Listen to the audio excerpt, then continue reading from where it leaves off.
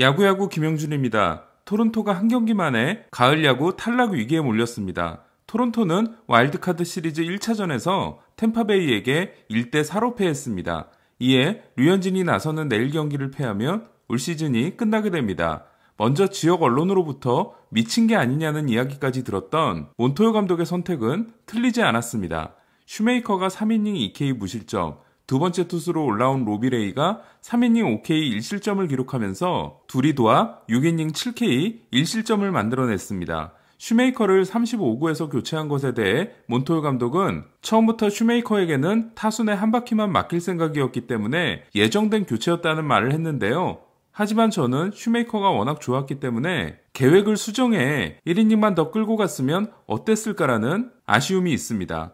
문제는 4회 레이가 올라오자마자 아로자레나에게 3루타를 맞고 또 폭투로 한 점을 내준 장면이었는데요.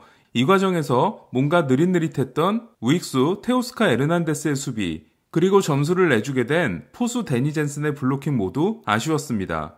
올 시즌 토론토의 타자 MVP라고 할 수 있는 테오스카 에르난데스는 7회 1사 1리로 동점 찬스에서 당한 내야 파플라이 아웃, 그리고 9회 1사 2루에서 당한 루킹 삼진을 통해 오늘 경기에 엑스맨이 됐습니다. 토론토의 오늘 패배는 몬토요 감독의 잘못된 결정 때문은 아닙니다. 어쨌든 슈메이커와 레이가 6이닝을 1실점으로 막아냈기 때문인데요.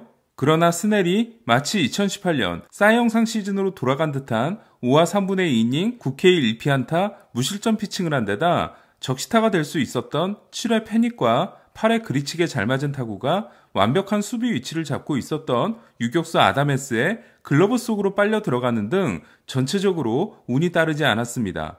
반면 템파베이 입장에서 보면 팀의 완성도가 확실히 토론토보다 높아서 승리한 거라고 생각합니다. 템파베이는 7회 3대0으로 달아나게 만든 마뉴엘 마고의 투런 홈런도 결정적이었는데요. 마고는 정규 시즌 홈런이 하나밖에 없는 타자였습니다.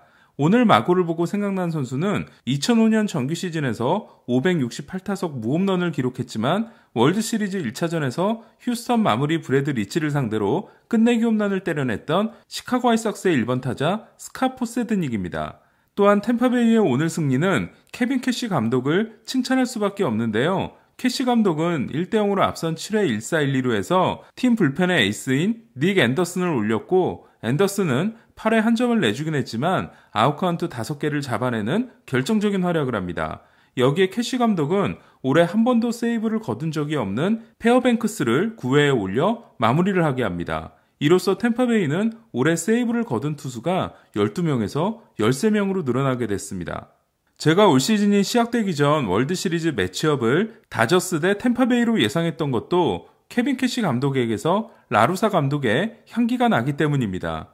물론 샌프란시스코에서 3번의 월드시리즈 우승을 이끈 브루스 보치 감독도 있지만 저는 정규 시즌에서 83승에 그친 세인트루이스를 월드시리즈 우승으로 이끈 2006년 라루사 감독의 퍼포먼스가 역대 감독의 가을 야구 최고의 활약이라고 생각합니다. 저는 템파베이의 최대 강점 중 하나는 테리 프랑코나 감독을 스승으로 둔 캐시 감독이 팀의 운영 철학을 완벽하게 이해하고 있는 거라고 생각합니다. 어쨌든 내일 류현진은 팀이 패하면 시리즈에서 탈락하는 일리미네이션 경기에 등판하게 됐는데요. 류현진이 일리미네이션 경기에 나선 건 메이저리그에서는 처음이고 통산 두 번째입니다. 류현진은 KBO 리그 데뷔 2년차였던 2007년 팀이 2패로 몰린 상황에서 두산과의 플레이오프 3차전에 나섰다가 패전 투수가 된 바 있습니다. 일리미네이션 경기에서 최고의 퍼포먼스를 보여준 투수는 찰리 모튼인데요. 모튼은 통산 4경기에서 4승, 평균자책점 0.95를 기록하고 있습니다. 그리고 커트 실링이 5경기에서 4승, 1.37을 기록함으로써 모튼과 실링만이 4승 무패 기록을 가지고 있습니다. 류현진은 다저스에서 8번의 포스트 시즌 선발 등판을 했는데요. 잘 던진 4경기와 못 던진 4경기를 반으로 나누면 좋았던 4경기에서는 25이닝 3실점, 평균자책점 1.08, 못 던진 4경기에서는 15이닝 15실점, 평균자책점 9.00으로 그 차이가 상당히 큽니다. 류현진이 타고난 강심장인데다 포스트 시즌에서 부진한 모습이 있었던 2018년보다 더 성장한 부분이 있기 때문에 팀을 구해내는 호투를 기대해보겠습니다. 그럼 오늘 있었던 다른 경기들도 정리해보겠습니다. 오늘의 메인 이벤트였던 쉐인 비버와 게리 콜의 대결에서는 희비가 극명하게 엇갈렸는데요. 게리 콜이 양키스에서의 포스트 시즌 데뷔전에서 7이닝 13K 2실점이라는 무시무시한 피칭을 한 반면 쉐인 비버는 충격적인 4와 3분의 2이닝 9피안타 7실점에 그쳤습니다. 이로써 비버는 할 듀아우저와 클레이튼 커쇼에 이어 역대 세 번째로 1점대 평균자책점을 기록한 시즌에 포스트 시즌에서 7실점 이상 경기를 한 투수가 됐습니다. 14년 만에 통합 트리플 크라운 달성자로 사 영상은 확정적이며 어쩌면 이미 끝난 투표를 통해 아메리칸 리그 MVP가 될지도 모르는 비버는 만약 클리브랜드가 이대로 탈락해 명예회복의 기회를 얻지 못하면 올 시즌에 대한 평가가 달라질지도 모르겠습니다. 반면 게리 콜은 양키스가 원했던 가을 야구의 에이스가 되어줬는데요. 게리 콜이 정규 시즌 마지막 3경기에서 21이닝 24K 2실점, 평균자책점 0.86을 기록했을 때 저와 네이버 오디오 클립 퇴근길 야구를 진행하는 멤버들이 콜이 8월까지는 포스트 시즌을 위해 힘을 비축하는 피칭을 한 것 같다고 했던 말이 생각납니다. 에이스가 무너지면서 충격적인 패배를 당한 클리브랜드는 조시 네일러가 4타수 4안타 3장타 경기를 했는데요. 포스트 시즌 데뷔전에서 3장타를 때려낸 선수는 네일러가 처음이라고 합니다. 미네소타와 휴스턴의 경기에서는 미네소타가 마에다의 5이닝 5K 무실점 호투에도 리드를 지키지 못하고 역전패를 당했는데요. 반면 더스티 베이커 감독이 그레인키를 일찍 내리는 과감한 결정을 한 휴스턴은 그레인키가 4이닝 1실점, 프란베 발데스가 5이닝 5K 무실점으로 투수 2명만 쓰고 승리했습니다. 이로써 미네소타는 2004년부터 시작된 포스트 시즌 연패가 17연패로 늘어났는데요. 이로써 NHL 시카고 블랙호크스의 16연패를 제친 미 4대 프로스포츠 신기록을 만들어냈습니다. 거의 50년 동안 지독한 포스트 시즌 부진에 시달렸던 블랙호크스는 2010년, 2013년, 2015년 세 차례 스탠리컵 우승을 차지합니다. 오늘 게리 콜만큼이나 최고의 피칭을 한 선수는 시카고 화이트삭스의 에이스 루카스 지올리토입니다.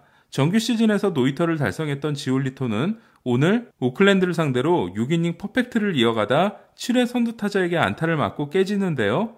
하지만 7이닝 2피안타 1실점 승리를 따냄으로써 역시 포스트 시즌 데뷔전을 치렀던 비버와 달리 팀을 승리로 이끌었습니다. 오늘 지올리토를 보면서 생각난 선수는 로이 할러데이였는데요. 2010년 할러데이는 정규 시즌에서 플로리다 말린스를 상대로 퍼펙트를 달성합니다. 그리고 디비전 시리즈 1차전에서 노히터를 만들어냄으로써 한 해 정규 시즌과 포스트 시즌에서 모두 노히터에 성공한 최초의 투수, 그리고 같은 해 노히터와 퍼펙트를 모두 달성한 최초의 투수가 됩니다. 할러데이가 신시내티를 상대로 노히터를 달성한 경기는 할러데이의 포스트 시즌 데뷔전이었는데요. 그러니까 오늘 포스트 시즌 데뷔전에서 6이닝 퍼펙트를 만들어낸 지올리토는 제2의 할러데이가 될 뻔했던 겁니다. 내일 저는 11시에 벌어지는 다저스 경기 해설을 맡게 됐는데요. 그럼 저는 다저스 경기 해설과 류현진 선수와 김광현 선수의 경기 영상으로 돌아오겠습니다. 이상 오늘의 포스트 시즌 정리 김영준의 야구야구였습니다.